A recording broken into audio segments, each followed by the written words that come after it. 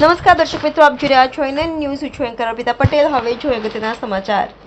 આજ રોજ સુરત શહેર એસઓજીની ટીમ દ્વારા પોલીસ કમિશનર શ્રી અનુપમસિંહ ગેહલોત, સુરત શહેરની સૂચના મુજબ નાયબ police commissioner Shri Rajdeepsinh Nakum, SOG Surat શહેરના માર્ગદર્શન હેઠળ એનડીપીએસ કેસ કરતી વખતે ધ્યાનમાં લેવામાં આવતી બાબતો અંગે સેમિનારનું આયોજન કરવામાં આવ્યું.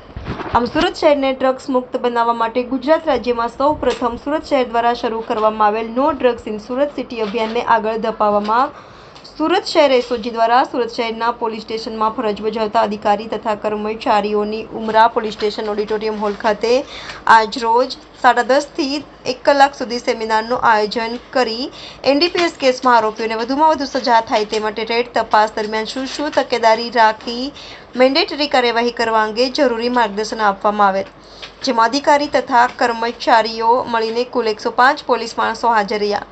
તેમજ સદરુ સેમિનારમાં એનડીપીએસ સ્પેશિયલ કોર્ટના સરકારી વકીલ શ્રી જીતેન્દ્ર પારડીવાલા સાહેબ તથા એફએસએલ અધિકારી શ્રી નેહલકુમાર ગામિત સાહેબનાઓ હાજર રહી જરૂરી માર્ગદર્શન અને સૂચના આપેલ. NN news Surat.